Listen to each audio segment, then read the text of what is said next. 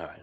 Welcome into Higher Living. Super excited to have my guest today, Danny Ray. Danny, what's up, man? Hey, what's going on, Lance? How are you? I'm awesome, buddy. How are you? I'm doing great, doing great. So you're down in Jacksonville, right? Yeah, Jacksonville, St. Augustine area, World Golf Village. That's basically where we're at. Yeah. Nice and warm today.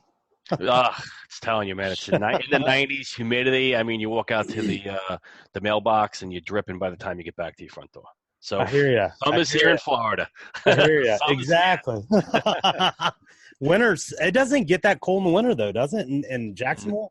No, I mean, it's funny. I moved down here in 2005. We originally were down in South Florida in Fort Lauderdale by the Sea. It's a small town just north of Fort Lauderdale. I got a Beautiful friend in area. Delray. Is it near that? Yeah, it's a little bit south of Delray. All Mhm. right. You got Delray, Boca, Deerfield Beach, and then Fort Yeah. Lauderdale. Yeah. Yeah. Yeah, I mean, we first moved down there, but then we moved up to St. Augustine, St. Johns County, because they had the best school districts in Florida. And my son was only 3 or 4 years old at the time. Mhm.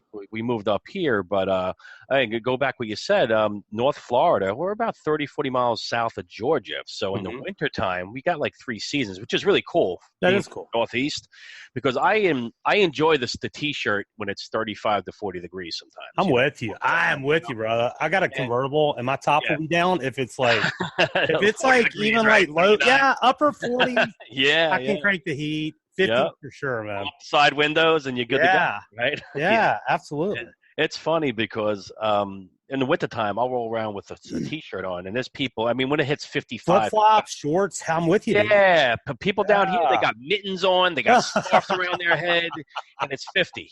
I'm like, wow, I used to play handball when it was 42. Well, from Long Island. So. Could you feel your hands at the time? Probably not.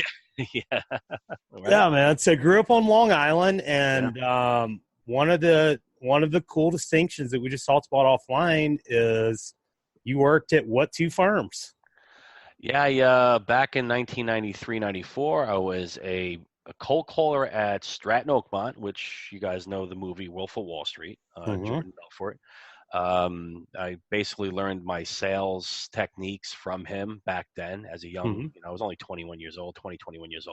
Yeah. So, and then again, the straight line pitch that he taught all of us, I still to this day use as a sales technique. Yeah. Which, it's a great strategy to use.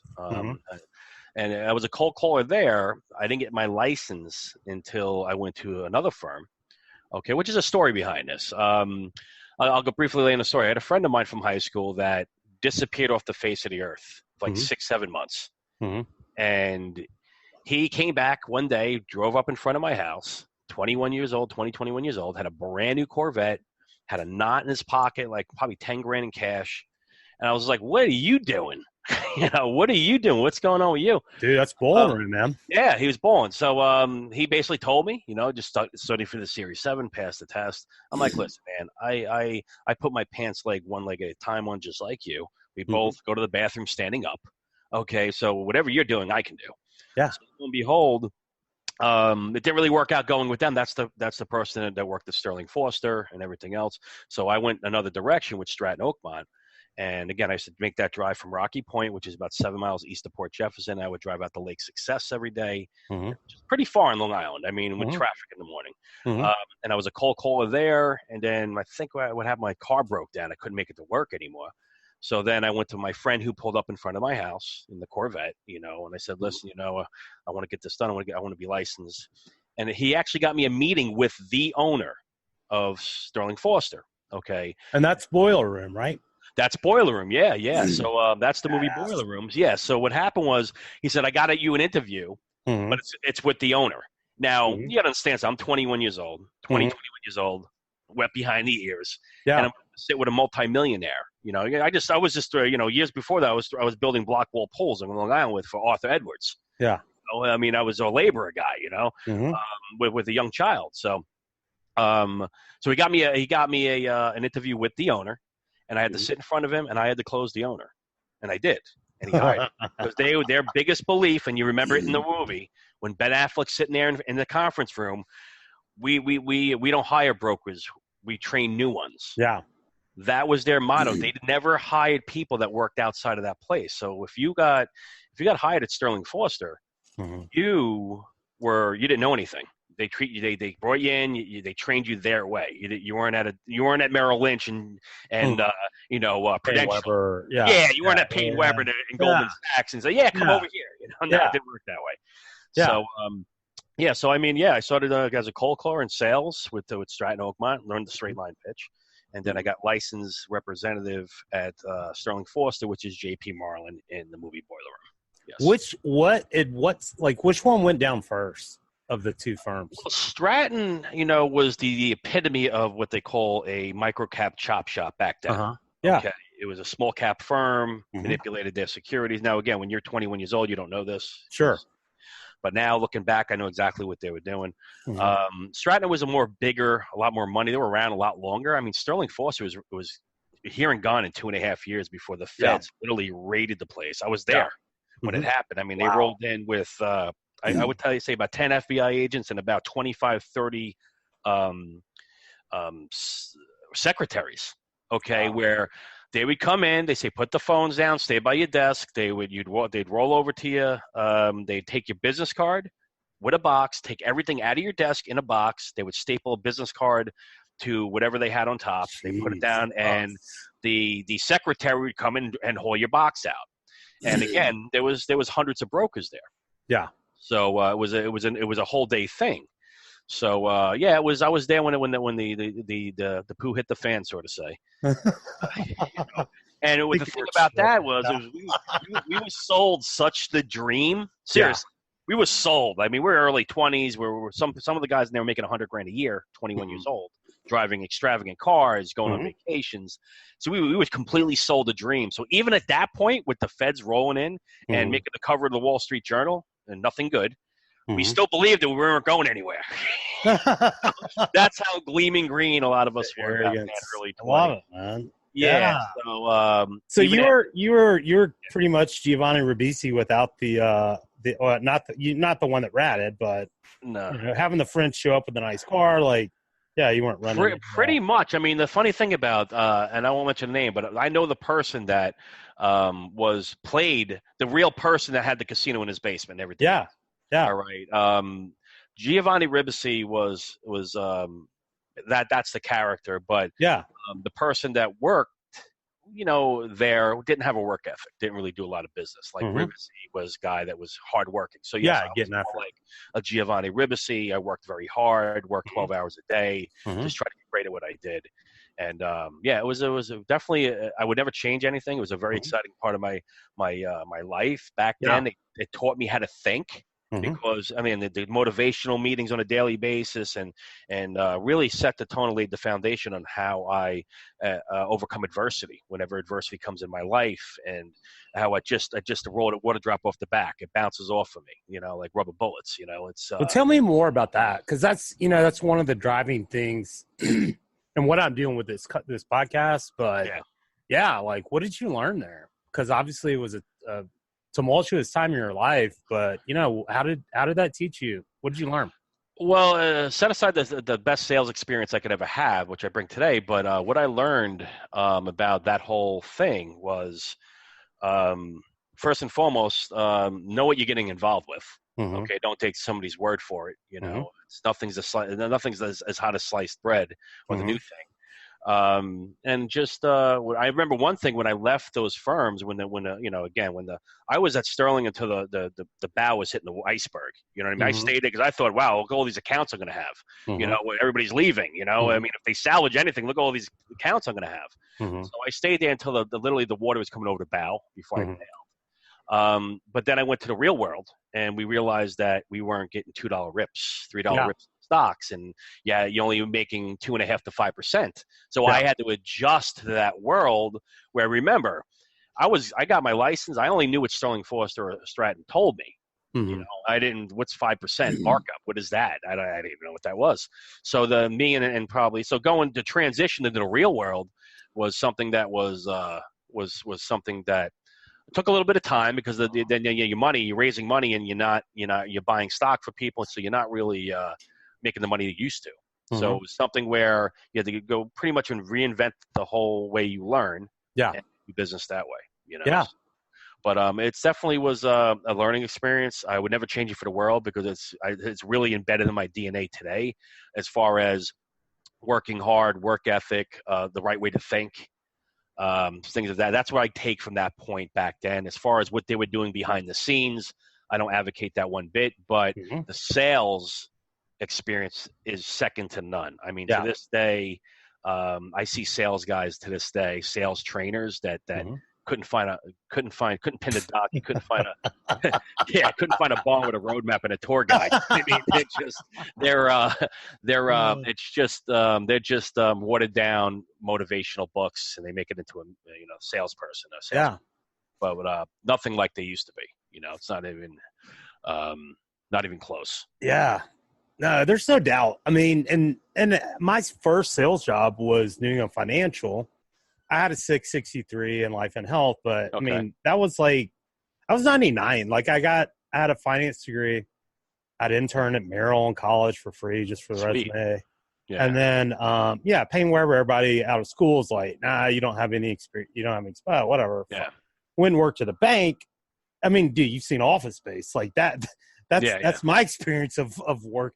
I knew quickly what I did not want to do and went into that. But there's something to be said. I mean, because back in the day, I mean, there wasn't internet and all that shit.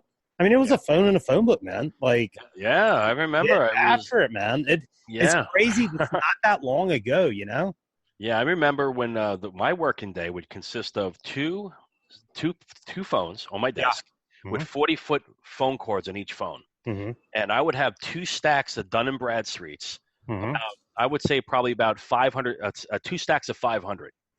And my day would not end until there was nothing left to call. So I would make 700 to 1,000 dials a day. I mean, it's all about contacts, double-fisted. Now, the way we were taught back then is double-fisted 2 phones, like a racehorse, like a thoroughbred. They have blinders on so they're not distracted. So those are my blinders. I'd be at my desk, and I would speed dial and all about contacts. But yeah, the way technology is today, when I tell people that story that's in sales now, they can't even comprehend that. Yeah. Dude, that's awesome, man. So you would have 2 phones, dial both, and take which one to answer first? Yeah, basically what happened was that was something that nobody did. Okay. And the friend that I grew up with in high school, his name's Clayton. Okay. He pretty much implemented that and said, you know what, it's all about contacts. Let's use another phone. That's what's really started that. Okay. It's kind of funny. Nobody used 2 phones. Right? But yeah, it was all about the contacts. If you could dial as you're on hold waiting for one guy, you could be down phone. It's all about contacts. Numbers game. It's a numbers game. So he actually implemented that. It came from him, whereas his 2, the entire firm everybody got 2 phones in their desk. It's badass. So, yeah. Well, let me ask you this while we're on this topic, because I just wrote this down. So many people take rejection as a real personal thing, kicking the nuts in business and say, I mean, look, everything's sales. We know that. Yep. We know that. You and I know that for sure. Everything is sales in one way or another, whether you want to agree to it or not. But, just in general, what obviously somebody telling you no is not a no. What did you learn from that early experience as far as handling rejection? And it doesn't just have to be in sales. I mean, we get rejected in all forms of life. Yeah, I mean, and again, everything that I learned in sales always bleeds over to life. It really does. I mean, some of the books I've read and everything else, I still to this day, it's very close to my heart. Now, rejection, to me, it's just a game. Every time somebody says no, they're doing me a favor. It's all about attitude. It's all about how you perceive it. Okay, when somebody says no to you, they're actually doing you a favor. Every no you get, you're closer to a yay. Every day you get, you're close to a yay. So when people would say no to me, my attitude is thank you. Now, again, I try to do my best to persuade them and everything else in an ethical way, without guaranteeing stuff and promising stuff I can't deliver on. But, most of the time it's my sales, the way I do sales is just a conversation. It's just a hand in hand. And just letting the guy get to know me. Once they know me and what kind of person I am, and the sale is already done. Yeah. All right. But when it comes down to rejection is to me anyway, I've seen them just cripple people in sales. They can't handle it. Right. Because they put too much weight into it. You got to understand that it's just a game. They say, no, I mean, you're going to get, I'll give you a great example. All right. A baseball player. If you're batting 300, okay, you're a multi-millionaire, right? Mm-hmm. Now, a baseball player is fails 70% of the time. Mm-hmm. Okay. Now you have a bench warmer or somebody that's in double A ball that hits 200. Now he's failing 80% of the time. He makes peanuts. Yeah. So what it comes down to is what's the difference between the 300 hitter and the 200 hitter? One hit every 10 at bats. So who do you think's in the batting cage more? Yeah. It's not the 200 hitter. It's the 300 hitter. So I use that analogy in sales. Okay. Sales is a type of thing where it's absolutely, if you put your passion, hard work, and you focus on what you're trying to accomplish, and it's absolutely impossible not to become great at something that you do every single day and you make one less mistake a day. It's impossible. It's I like that. Impossible. I like that, one less mistake a day. That's great. Yeah, and that just shows learning along the way. Yeah. Yeah, and rejection teaches you, Yeah. I mean, it's some days I get 0. Some days, my biggest day I wrote 21 policies. Wow. Okay, I mean that's most people they can't even fathom that, believe it. Some people don't even get 21 policies in a month. Yeah. Okay, so I mean I've had days that I'm on a goose egg for 1 or 2 days, but if I'm on a goose egg for a day and I got all that rejection, I know, and I believe this to my core, that I'm gonna have a big day the next day. Yeah, because it's a numbers game in sales. Yeah, just like life. And I love that, and that's that belief, and that's that inherent knowing, and so. And how many, I was thinking as you're talking about that, like there's so many purchases that we've all made that initially we said no to. Fucking, you kidding me? Yeah, Jesus Christ. Like when the fucking first iPhone came out, I was like, why the fuck do I want music on my phone? I have an iPhone. Yeah, exactly. Now you can't live without it. Yeah, I know, right? I know. Yeah. So to wrap up on like the movies, like how accurate, I love both those movies. Yeah. How accurate were both of those? I'll tell you, the Wolf of Wall Street, they did a great job with that. They were a little more lenient. I mean, I think it was a little bit worse than that. I mean, the whole midget thing happened. That whole, as far as the girls the strippers coming in on a Friday, I seen that happen. Yeah. Stuff like that. It just out of control, crazy. Yeah. Well, fun when you're 20, man. 21, it's fantastic. Like, this is great, man. This is my life now. This is great. I'm funning games and making a lot of money. Yeah. Just shooting green. Just wet behind the ears. The Boiler Room movie was pretty close. I mean, as soon as that movie starts with the buses to Atlantic City, that happened. Yeah. I mean, I got names for every character in that movie. I mean, that's cool. I know who Vin Diesel. I know who that was. I know who Ben Affleck was. I know who the owner was. Okay. Yeah. I know who all they were. Every one of them's got a name. Even right down to the receptionist. Okay. The receptionist back in the day, his name was Rhonda.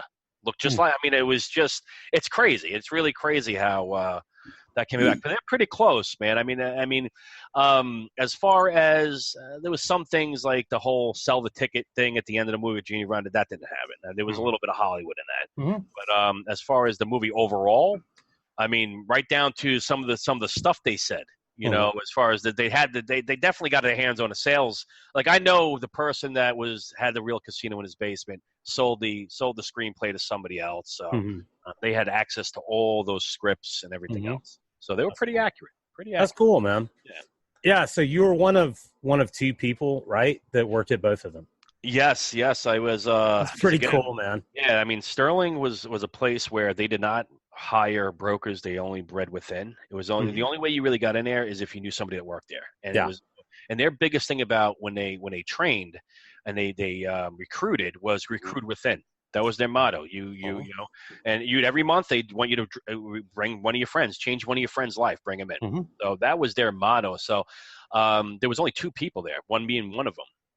That was, and you're talking probably well between 800 to 1,000 brokers combining in both places. That there was only 2 people that actually worked at both places. And wow. So and Sterling Foster was J.P. Marlin in the movie, right? Yes, J.P. Marlin. Yeah. So, I mean, that being said, that's a rough way to start out because not a rough, I guess it's a blessing and good for you that like you've found a way to continue in sales and not get bogged down. You've seen people, I mean, corruption and greed gets everybody, man. What did you learn about that? It just, again, and nothing is ever, nothing is ever what it seems. If it's too good to be true, it probably is. Okay. Again, having 20, 21 years old, driving $100,000 vehicles, making 100 grand a year is something that's surreal. It's not something that happens. You got to earn what you know what I mean? The biggest thing I can say is you can't sit on an acorn and it turns into an oak tree. You know what I mean? Yeah. You know what I mean? You got to work for it. Okay. Yeah. Nothing comes easy. Okay. And what I've learned from going from that and transitioning to sales in the real world is, wow, this is a shell shock to me, because they made it believe like it was so easy, just work hard and you get all this money. It doesn't happen that way. You got to build, you got to reinvent yourself constantly. You got to hone your craft. You got to adapt. You got to respond to things. You can't react to things. Very, very key right there. A lot of people react so much to things. That's what's going on in this world today. A lot of people reaction. Nobody's responding. So what I like to even teach my son is you got to respond to situations. You can't react. React is based off emotion. Respond is based off of intellect. Okay. I like that. I like that a lot. Say that again. Yeah. If you react to things, it's based off emotion. If you respond to things, it's based off intellect. It's based off smarts. Good. Yeah. Very true. So, yeah, it's very, very true. I mean, if you think about it, whenever you make a decision in life based off emotion, what's the end result? Usually nothing good. Yeah. It's usually nothing good. You don't think things out. You're making decisions based off emotion. So I've learned that, and I've had my up and downs. I mean, after that, struggling, scraping by. But I always had this unbelievable faith, all right, that no matter what happens, just work hard. Visualize the outcome. I'm very big on lower attraction. I visualize the outcome. It's huge. And I literally, when I tell you visualize, I shut my eyes. I visualize the outcome. I feel that emotion of attaining that goal, and I feel it as if I have it already, and then the universe just takes care of the rest. Manifestation 101, baby. Absolutely, man. But you got to feel that emotion. You got to feel that emotion. Absolutely, dude. That's the thing that I lacked for so long. I mean, a lot of that's missed, and it's that being able to channel that elevated emotion, like, it's that fucking feeling in your chest that wells up. Yeah, like, it's huge. Yeah, man. Because you know what it is? Your brain. Yeah. Okay, it doesn't know what's good, real, and what's not. It's Absolutely. what you program it, and it's a computer. So whatever you the feed subconscious, it doesn't, and that's why it's so important. What follows when we say "I am," man? I mean, I truly believe that activates that piece of that magic, whatever, man. If you sit there and say, "Oh, I am horrible at this," even joking, like your fucking subconscious doesn't get it. The only thing subconscious is the shit that keeps your heart beating. We're not pushing buttons to make us breathe or fucking hard to beat. Yeah. Right. And it's funny how you just said that, because when you say that statement, the only thing your subconscious mind hears is horrible at this. That's all it hears, and it reacts to it. And that's why, I've learned that, saying I won't do this or the subconscious doesn't hear won't or don't. It only hears the end part of that. Yeah, and it's and unfortunately, your subconscious mind picks up a lot more on negative inputs than they would positive. So when you have a negative input into your brain, you literally have to replace that with 10 positive outputs to wash it out. Yeah. So if you have one, again, if you say, I suck at this, you better go ahead and say 10 positive things. Don't suck at this. Because the only thing that your brain hears is suck at this. Yeah. And it just, boom. Yeah. It manifests that, and it's energy. You just come off the right way. You come off the wrong way, So very important the way you even speak, or just your and again, speak to others, but mainly I think I heard the other day we have 60 to 70,000 thoughts a day. Most of these are on old programming. The more we think about shit we don't fucking want, the more we're asking for it. Yeah, and I'll advocate one book that I think everybody should read. It's Og Mandino's Greatest Salesman in the World. It has a short story. It's great. Yeah, it's a short story about 50 pages in the beginning about some kid from before Christ who was selling robes and stuff like that. It's a little short story. Yeah. 10 ancient scrolls that are inside that book that reprograms your subconscious mind to think in a certain way. I live by that book to this day. I've read it 1,000,000 times. And the way you read it is you read each scroll 3 times a day for a month. Then you move on to the next one. It's only 130 pages, but it takes 10 to read if you do it right. And what it does, it reprograms your brain to think in a certain way. I will persist till I succeed. there's so many different accolades in that, as far as nothing disturbs my peace of mind. Yeah. And just repetitively rebuilding your subconscious mind to think in a certain way. And it's funny, when you do that, you'll be walking to a store and you'll hear something 4 aisles over that your brain will pick up on. And it's like, you hear it. It's like, you feel like it's mental cancer. You know what I'm saying? It's just, but yeah, it's subconscious mind is a huge thing. Huge thing. Absolutely, man. Yeah. And going before you go to bed, I mean, so many people drift off to sleep, for one, on their fucking phones. Yep. Looking at shit. Our phones are such distractions, and it's very important to think about to really make sure you're thinking about what you want before you get to sleep, man. Marinate. Yeah, it's important, man. It's great to if you can go to bed at night. If you could just, again, this is just nothing. This is nothing compared to your daily life overall. But if you can wake up in the morning and the first thought in your mind is a positive thought about you want to accomplish, and the last thing going to bed at night is doing the same thing, that's half the battle right there. It is. And I'll add to that something I'm doing and I've learned recently. It's like, don't grab your phone first. Don't look at it last. Because I mean, there's likely something on there that's gonna fucking throw you before you even realize it. Yeah, it could be a news article. Yeah. Anything. Dirt sells newspapers, so any news is going to be bad news. Yeah. It's just, and I'm guilty of that myself, with sometimes the phone. It's a blessing and a curse wrapped up into one. Yeah, absolutely. Technology, I remember 20 years ago, I can ramble off. I know 50 phone numbers. Today I couldn't. No, right? Technology is taking over, and it's sad. It's training us to be lazy mentally. It just... not being. It sharp. is, but there's so many good. Definitely. You're in Jacksonville. We're doing this remote. I mean, exactly. I've met friends all around the world. I think it's a matter of like perspective and absolutely learning to manage it yourself as opposed to letting it manage you. You know what I mean? You just nailed it. You cannot said it better. It's a fact of managing without it managing. Yeah, I turned all my fucking notifications and shit off. I'll check email when I need to check it. Whatever, man. Yeah. Well, anyway, so you'd shared too, after all that, you got to catch us up. How did you get to where you are now? All right. So back in 2005, after struggling and things like that, going back and forth, ups and downs, New York, I decided to have, my son was just born. Okay. Wasn't married yet. So my son was about 6 months old. I said, you know what? I think New York is, I gotta make a change.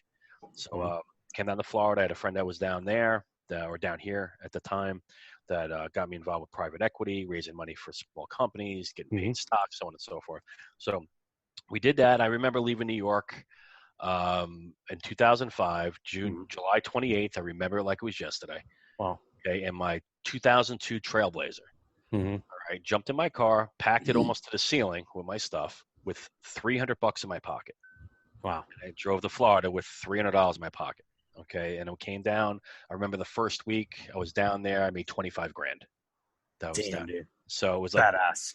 Yeah. So bam, it was like, all right, I was rebirthed at that point. I had, then I moved at the time, my son came down, and my future wife at the time, then moved down. And then, lo and behold, it was just at that point, I made a boatload of money doing that, opened up a few businesses.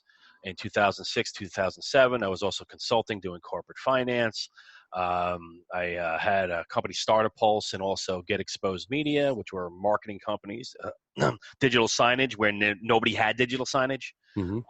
Back in 2008, I was bringing stuff in from China.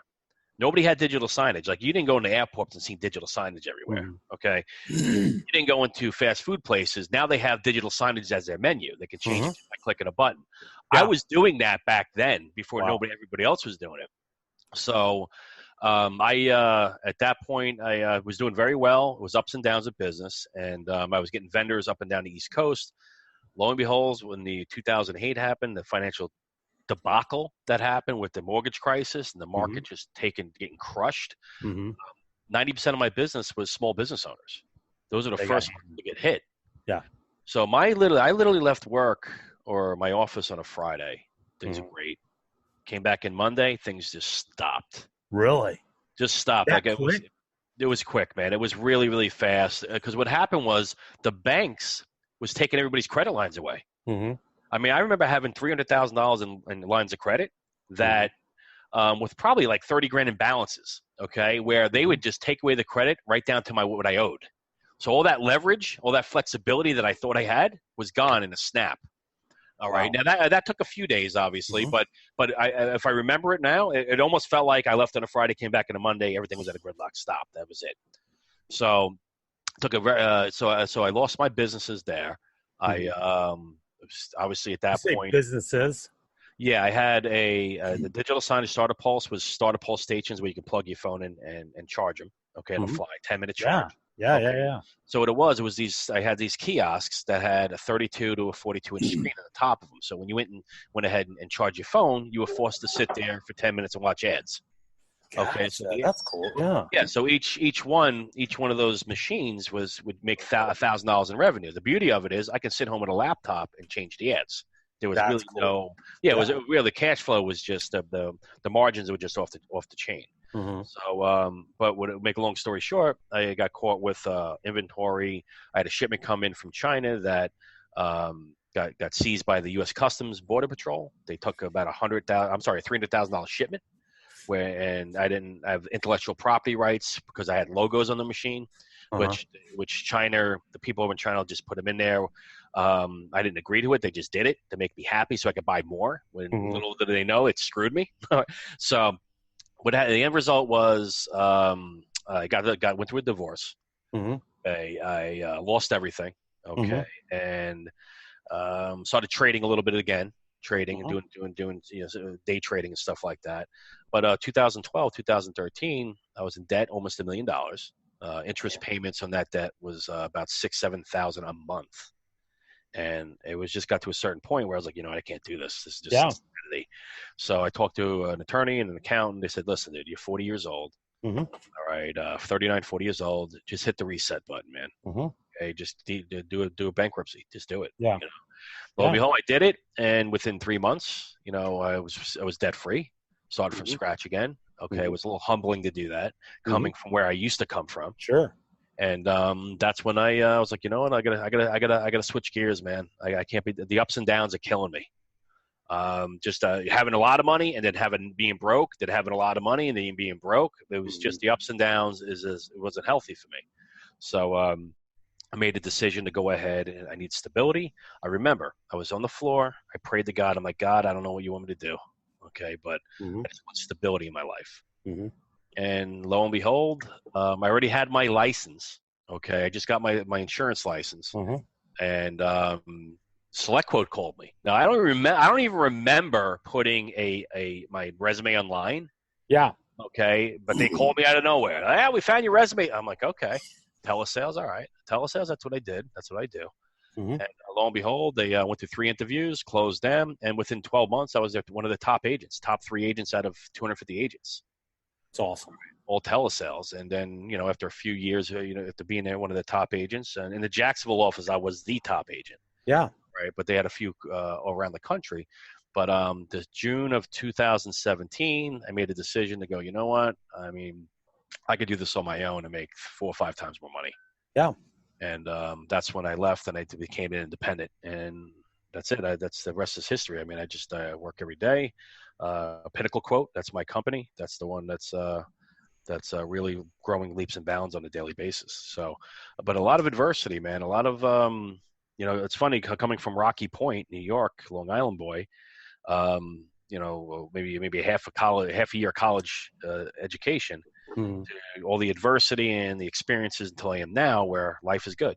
Making mid 6-figure income is. They have stability, you know what I mean? It's nice, and I help people. Every single day I'm helping people. I love what I do, and I just want to set an example for my son. And I think what you just said is the most important, and why I'm making the shift going back into it. I used to, like I said, I used to do that, and got stuck in an industry that I fucking hated, and the money was good, but it's miserable. And I'm an extraordinarily passionate person, but the more that I've grown, I need to serve others and I need to make a difference. And I wasn't doing that.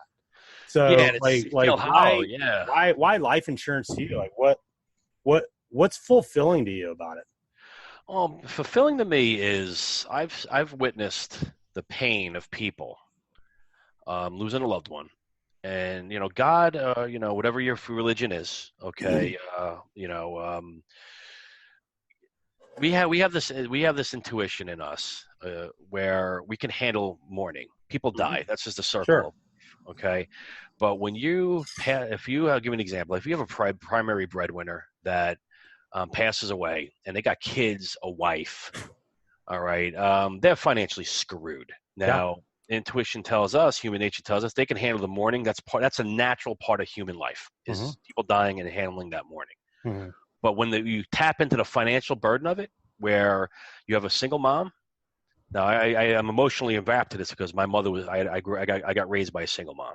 Okay, so single moms of an extremely sacred thing to me. So to have a mom and their kids, again, you die, the paycheck dies with you, right? Yeah. So to go ahead and have a family that's just completely uprooted because of financially, the primary breadwinner dies. That's what I think about every day when I speak to somebody. Okay, that the passion of making sure, like I really believe that I protect families all day long. Yeah. Okay, I believe in that. When I talk to somebody, if you're again, and everybody listening to this right now, if you're an adult and you have kids and you don't have life insurance, it's an absolute travesty. It's completely an absolute travesty because somebody yesterday died, just like me and you, Lance. And go check the obituary columns. It happens every single day. 2,500 people a day die in this country. Okay, so when you have somebody that died yesterday, didn't think they need life insurance. Okay, you're really hurting your family. It's something I'm very, very passionate about. And my birth father died at when I was 8 months old. He didn't come home one night. He had been on a life insurance call. Thankfully, he was in that business, and I was super blessed. I don't even remember him. I was 8 months old. Yeah, I'm so blessed to have the dad that I do have, and have known him my whole life. But what if he had been doing something else? And let me ask you that question, because I think a lot of people think, oh, I've got life insurance through work. Why is that not enough? Work, that's a beautiful thing. Life insurance and work, right? No. Yeah. See the work insurance thing is when I have somebody tells me, I got work insurance, I don't need it. Well, what's going to happen? Are you going to work until you die? Okay. One thing about work insurance is you need that. You don't own it. You don't own that policy. Okay. So if you don't own something, you're at risk. Okay. So when you have somebody that says that, I got work insurance, you're at risk of them changing benefits at open enrollment. They can come up to you in January and say, by the way, you don't have it anymore. Okay. And usually when they do that, it's when you're in your 50s, close to retirement, where you might have a health issue now. Where now if you go out into the open market, you're older, and now you have a health issue to boot. Rated. So, then you're great. Yeah, exactly. If you have diabetes, I mean, everybody in their 50s, I mean, look what's going on. Obesity in this country, diabetes, I mean, sleep apnea. I mean, there's things that are around now that weren't around. Medication, all kinds of They make up things now. They just make up diseases now just so they can I know, right? write a prescription. You know what I mean? So it's one big circle jerk. The FDA, know, right? The food, the drug, everybody's in the coots with each other. We'll put this in the food so they make them sick. So in 10 years from now, we can sell all these drugs. Exactly. It's one big circle jerk and a money making scheme. But when somebody's got work insurance, I tell them, listen, you tomorrow, I mean, you're going to work until you die? No, you're going to retire one day, right? Do you want to buy a policy when you're 65 years old with diabetes or maybe a health issue? Maybe you had a stent put in. You're screwed, and you could buy standard rates, could buy preferred rates. So I always advocate to people that it's your policy. You need to own it. Okay, work insurance, and everybody I speak to that has a work insurance policy. I mean, 90% of my clients have a policy outside of work. It's just it's something that they own. They can never have that taken away. So work insurance to me is just it's a facade. It's a nice perk, but it's a nice perk. It's not. Yeah. It's not real protection. Yeah, and if you think about it, a lot of these companies out there, they offer you one time your salary. So let's do a little example. If you have kids, you're 40 years old, okay, and you're making $100,000 a year, okay, to support your family, and you die. Whoop-de-doo, you got 100 grand. You got little Joey that's 5. You just got him to 6. Congratulations. Yeah. Yay. What is that doing for him at age 7 to 18? Nothing. 0. Yeah. Instead of going out at age 40, getting at least 10 times your income for $1 million, maybe a 20-year term, where they'll get you to age 60, get little Joey out of the house. Yeah. Okay, so if you die anytime in the next 20 years, your family gets $1 million tax-free. That's an impact on their life, because when we're young and we have our first child or our last child, as soon as that baby makes his first breath in the delivery room, that flash of light goes through the flash of light goes through our heads. We visualize within a millisecond the next 20 years how it's going to happen. Yeah. All right. You die, all that stuff that you dream about, that you're supplying for your family and for your wife, and the recitals, the peewee football, the formal dinner, the daddy and daughter dance, that's gone in a snap. Now, to have a policy in place to protect your family financially if that day does come is the last way to say I love you. I like that. You know what I mean? It's the last way to say I love you, because you know what? When they're grabbing a hold of that life insurance policy and you're not there anymore, that's everything's taken care of financially. Yeah. You're staying in the home that you love the most. Your car's not being repoed. You're still getting kids. You're putting clothes on the kids' back, food on the table, because you sat down and you got a life insurance policy, invested 20 minutes of your time to make sure when that day did come, if and when it came, your family's okay. And the day will come. The day will come. It's inevitable. We're not getting out of here alive. Yeah, and, no. And that's one thing, you can go into a little bit, but that's the thing. Like, sometimes people think it's a big financial commitment, but there's options to get, like you said, like a term policy for a short period of time that you can convert a portion or all of it, just for that person that may be out there listening, that's like, well, I don't have extra, it's so important. It really is pennies on the dollar. What do you say to that person that's thinks they're fine, or with their work insurance, or maybe he's just unsure? Because I grew up I was a finance major. You've been in the industry too. Like, we take that for granted because a lot of people walk around and don't have a clue about this shit. Yeah, I mean, it's really comes back to we're all fine until we're not. When you need life insurance the most, you can't get it. Yeah. Okay. Sure. A lot of people out there, when they think of the 3 major times they think about life insurance is if somebody close to them dies, somebody close to them is sick, and they see what could happen, or if they just became sick. Now, if they're sick, their rates are going through the roof. Now, just to give you an idea, and I'll just go, and again, I'll give work on a quote right now. As far as prices of life insurance, okay, if you're healthy and you're 40 years old, okay, and you get $1 million in coverage for 20 years, okay, to take care of your family, okay, pennies on the dollar. If you're in good health, okay, $52 a month for $1 million coverage for 20 years. Now, let's think about that for a second. Yeah, let's say you die at year 15. If you die the first day, 19. Let's go to 19.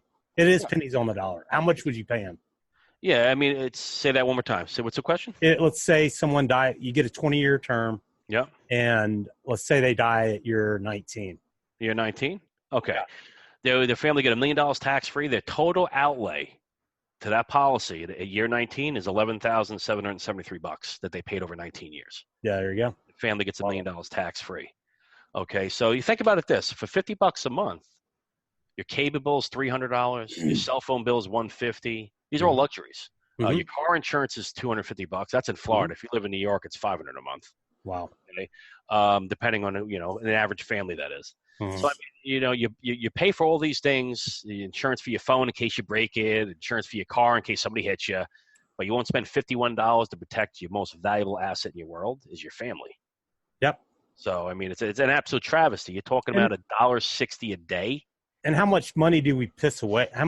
How easy do we piss away $50 on something here or there, right? It's ridiculous. Yeah, it's ridiculous, And just to give you an idea, people that kick the can down the road mentality, I'll do it tomorrow. Tomorrow never comes. You wake up a year later or 5 years later, the difference in price from when you're 40 years old, okay, until you're, for the same policy now, okay, the difference in price goes from $50 at age 40. If you're just in the same health at age 50, it goes to $140. Yeah. Wow. So they're kicking it down the road. I'll do it then. I'll do it next year. All you're doing is just taking money out of your pocket. Yeah. And number one, you're taking money out of your pocket because you're older, and you're also at risk as you get older. Your body breaks down, health issues. Mm-hmm. So it just doesn't make sense. If you're 30 or 40 years old or in your 20s, listen, I got some 20-some-odd-year-old kids call me sometime. Mm-hmm. They're so ahead of their game, of their peers, because they're thinking, like, I need life insurance. A 26-year-old. I mean, when I was 26, you didn't. I didn't. Nobody did, right? No. No, but I'm not 30. gonna die. Get out of here. Yeah, they got a 30-year term for $1 million. They're paying like $17 a month. Yeah. And who wouldn't do that? That right there is pennies on the day. If you do that, it's like 50 cents a day. And Absolutely. you're covered, so it's important. It's really, really important. Life insurance is something you need now, not tomorrow. The sooner you get it, the cheaper it's going to be. And again, there's so many different products now. Life insurance and living benefits, where it's almost like a disability policy and a term wrapped up into one, where you can tap into the policy without dying. There's so many different benefits right now that they offer, that I offer my clients, whether it be term, burial insurance, GULs, ULs, you name it, I offer it. Yeah. But it's very, very important, to make sure that God forbid, if that day comes, your family's okay. That's really, it's irresponsible as an adult to not have something in place and rely on work, because, work, other than the paycheck you get every week, work lets you down. if you punch in the clock every day and you're not happy, it's letting you down on a daily basis. And and I saw something is very true. Like, if you died, that company's going to replace you within a few weeks. Expendable. They don't give a fuck about you. That's it right there. They're expendable. Yeah. And even when you retire, now again, when you retire, a lot of times you take your insurance with you. That work insurance goes bye-bye, and if it doesn't, it goes up. They want to make it so that you don't pay for it. They don't want to cover you. So the rate goes through the roof. Now you're out shopping at 66 years old. You got diabetes. You're never going to get a preferred rate again. You got some fat around the waist, because that's just what happens because of the gack you've been eating for the last. And now your insurance rates are through the roof. Now, a lot of times at that age, you're retired. Things are paid. Hopefully your house is paid off. All right. You want to take care of your spouse if you die, somebody that you've been with for decades. Yeah. And you're on a fixed income now. So why would you want to go out and shop at 66 years old when you've seen the price difference between age 40 to 50? Can you imagine the price difference between age 50 to age 65? Absolutely. You're talking 500%. The same thing you could pay $50 a month for at age 40, you can be paying probably $1,000 a month for at age 65 on a fixed income. So again, kicking the can down the road is going to cost you more money. You're right, man. And it is time, and it is on the dollars, and it is tougher with the 20-year-olds. I mean, that's when I got into the industry. Yeah. And it's tough with people my age group at the time. Nobody thinks that, but like anyone that's listening, at some point we're all checking out. We don't know when the fuck it's going to be. No.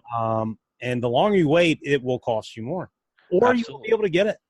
Yeah. Oh yeah, exactly. You won't be able to get it. Exactly. Yeah. No, so tell me, in wrapping up, and I really, really appreciate you coming on.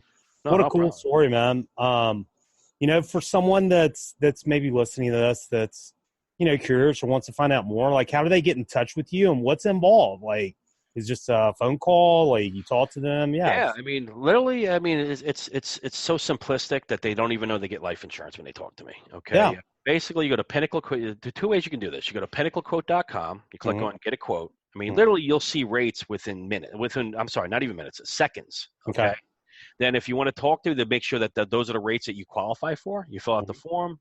Then I call you, and we go over it. What I do is I pre-qualify you. Literally within 3 minutes, you'll know what the rating class is.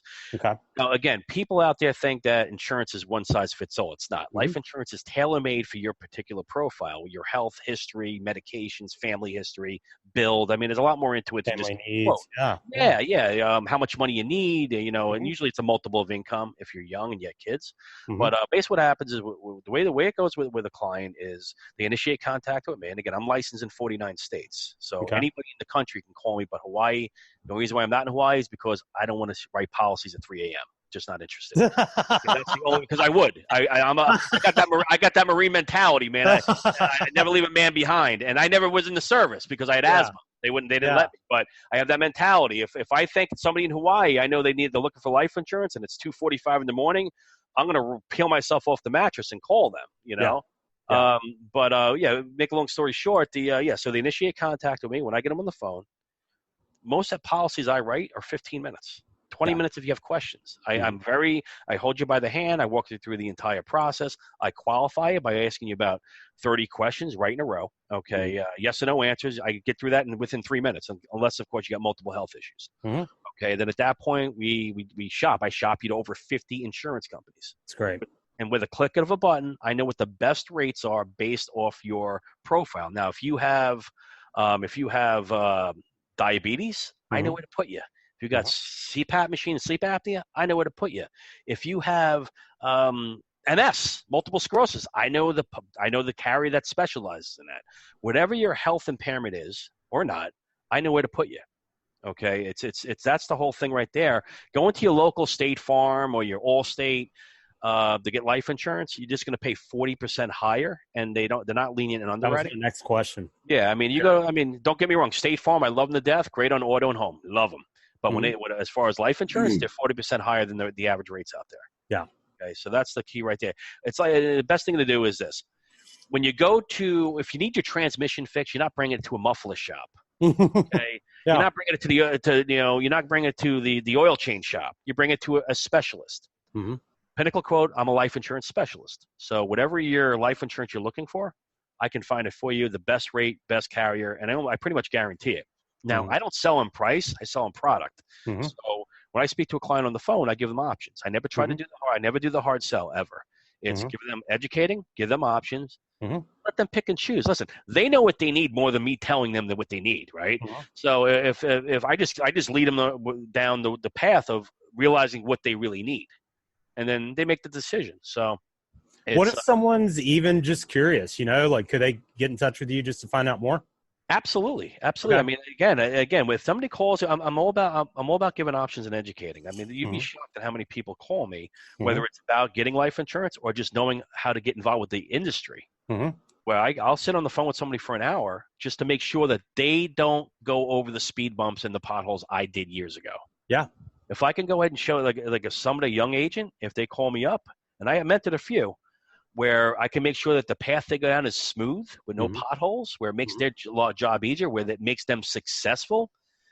That's gratification to me. I don't want nothing in return, but if I see that person succeed, I feel good because I know I actually gave them a little boost. Or if a client calls up and has an issue with a policy, or they just want to learn more, I hold them by the hand. I'm very personable. I don't try to sell them. I give them options and educate. Perfect. Let them pick and choose. I love it, man. And you're a resource, and you're serving others, and success follows that. We're all here to serve others in whatever way. But Yeah. man, I really appreciate your time. I know you probably got to get back to the phones, but No, you matter of fact, man, I'm enjoying this. yeah, man. No, it's fantastic, I man. appreciate I it. love it, man. No, Yeah. and yeah, anybody that's listening, like I'm glad that you're able to be there for a resource. They can reach out to you. Like you said, I mean, just if they want to call and say, hey, I've got this, what is this cut? Because I think most people I think a lot of people avoid Yeah. reaching out for help because they don't understand it and they Yeah. feel stupid for not understanding it. But I mean, Yeah. shit, I don't understand engineering. I mean, we all have strengths and weaknesses, and this is one of those areas that a lot of people, I think, are more hesitant to reach out for help on. But I Yeah. love that you're there as a resource for people that are, even Yeah. just wanted to, like a life insurance, financial checkup, see where they Yeah. are, or someone that maybe That's the key might too. want to go Is into it. yeah, Yeah. it's the key about this is too policy reviews. There's so many clients out there that have a policy that they think is the hottest thing since sliced bread, and then they talk to me and they're like, "Wow, I'm overpaying 30%." They don't even know. Now, that's your hard-earned money. Yeah. My whole goal is to make sure you get the most affordable with the best product. So policy reviews are very important. Some people buy policies they throw in the back burner. I'll give you an example. I spoke to a client today, small premium, $50 a month. They bought a policy 15 years ago and was Mm-hmm. paying $50 a month. So for 15 years, that client was overpaying, didn't even know it. Mm-hmm. So I mean, we all work hard for our money. Okay, why donate it to an insurance company that's overcharging you? You know what I Mm-hmm. mean? So policy reviews are really, really important. And if anybody out there who needs a policy review to make sure you're not overpaying, give me a call. 888 855-380-3300, extension 1. I'll be more than happy. And again, it's not a strong sell. Educate, give you options. Hey, maybe you know what? Worst case scenario, we simply part as friends. You're in the same position you are now. Best case, put some hard-earned money that you work hard for back in your pocket where it belongs. There you go. I love it, man. And that number again is 855-380-3300, extension 1. Yep, extension 1. Yep. And how can they find you online? PinnacleQuote.com? PinnacleQuote.com. That's PINNACLEQUOTE.com. Or you can just Google Danny Ray Senior Life Insurance. You'll know exactly how to find me. Or Pinnacle Quote blog. Google that, and there's pages of articles that I've written on health impairments, carrier reviews, who are the best carriers, things of that nature. Awesome. Yeah, we got over a couple of hundred articles out there that we. Yeah, I'd love to check that blog out too. So what's the blog again? It's a Pinnacle. Just Google Pinnacle Quote blog. Okay. Or pinnaclequote.com/blog. You can do that by the URL. All right, cool. Yeah. No, man, I really appreciate your time, and what a cool story, man. I mean, to have been part of what you have, but also too, like, I love your attitude. I love your, how you visualize things, how, like what adversity's taught you. I mean, you're doing something that you love to do, and you're making a difference in other people's lives. That's what it's all about, man. That's what it's all about. The money, and again, focus. I don't ever focus on money. Money is not the root of all things with me. Yep. It's working hard, helping enough people. The money stuff, that just manifests. Mm-hmm. That just happens, So it's byproduct. It's a byproduct of hard work and success. Absolutely. And again, you help enough people achieve success, you can't help but to become successful. And I live by that to this day. That's a great Zig Ziglar quote. If you help enough other people get what you want. Yeah, Zig Ziglar. Yeah, there you go. Just do it. Just do it. That's right, man. Yeah, Zig, that's one of my buddies. I've actually met Zig back in the day. Did you really? That's cool. Yeah, that's crazy. Yazoo, Mississippi. Yeah, that's cool. Where did you meet him? He was actually at Sterling Foster. Was he really? Wow. Yeah, the owner of the company brought him in. I think it was it was like 1996. That's cool, man. And he brought him in, and he spoke. Yeah, he spoke. It was pretty crazy, man, back then. Again, it was so surreal back then, being in your early 20s. Yeah, and stuff like that happens, to be able to be impacted by that, back then. It's probably good that you got that. Like that rah-rah and all that. I mean, not rah-rah, but like, it's probably better to learn that lesson earlier in life, Absolutely. I think honestly, from everything I've learned back then, I am a very wise 45-year-old man. I mean, just because of the stuff that I learned back then, usually people don't get those golden nuggets until their 30s and 40s. And some guys, unfortunately, when the light bulb goes off at age 60, it's almost too late, right? So, again, I would never change how I grew up and my experiences in my 20s, the falling down, scraping my knee, adversity that's made today my skin very thick. Mm-hmm. Okay, where adversity comes my way, and it just if I can't take care of it now, I don't even think about it. Yeah. Nothing bothers me. It's water drop off the back, But it's the stresses of life that people focus on too much, and it poisons their way of thinking. All right. Amen. There you go. Back to the same root, man. Thoughts become things. They really do. Yeah. Whether if we don't like our situation, like we created it. We absolutely created it, and the only way to change that is change the way you think. What's some advice for that from you? Changing the way you think. It's just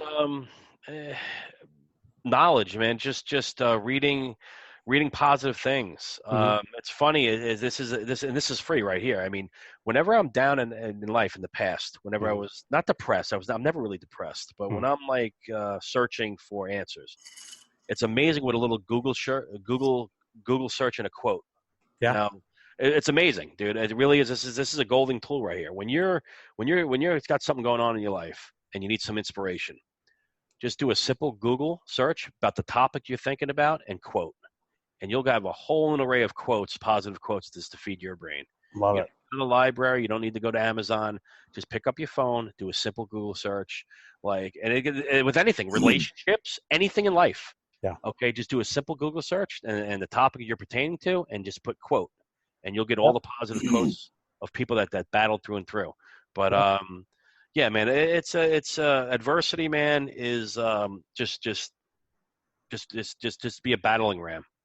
All right. Yeah. If you rest, you rust. So just constantly just blow through and just move forward. Always move forward. Don't like sit the stagnant. diamond, man. It's gotta get roughed up before. Yeah, again the coal diamond is know what a diamond is before it's a diamond. It's a dirty piece of coal that's gotten compressed and compressed and compressed before that diamond. So that's the adversity in life. Yep. It's just compressing in the pressure of life, and you get through that, and then before you know, you're a diamond. It's just in any facets of life.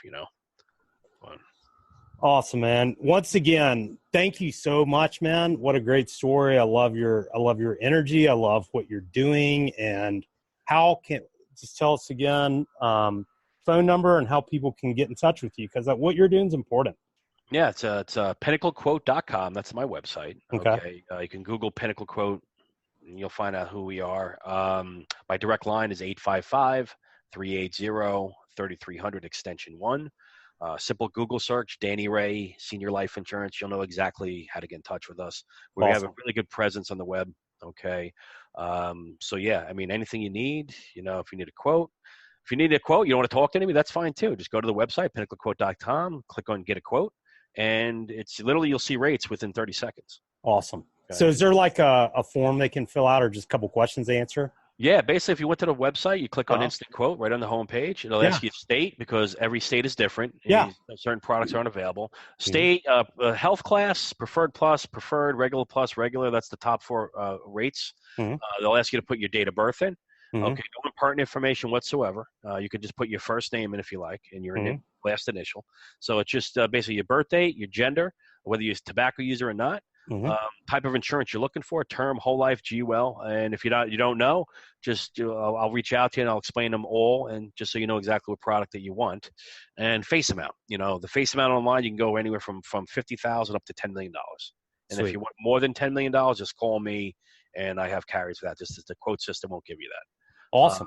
But yeah, so and in your email address. So it's just an email address, first name, last initial, phone number, date of birth. Very important, because we need to know what your age is to get you a better rate, and also state that you live in, and that's pretty much it. And you can get pretty much a ballpark estimate. Love it. Yeah, and that's no threat. So anybody that's listening that might not even be sure, anyone that's listening, you're going to die. You're going to. No one's getting out alive. So why not check into Danny and Pinnacle? So thank you, man. I really appreciate what you're doing, and for taking time. I know that you're busy and getting after it. You let me know when you start calling on Hawaii. I will, man. Thanks, Lance. You're the man, buddy. I really appreciate it. Yeah, man. Absolutely. Anything, if you want to do this again, let me know. I will. Absolutely, brother. Thanks for coming on, man. No problem, buddy. Take care, man. Have a good day.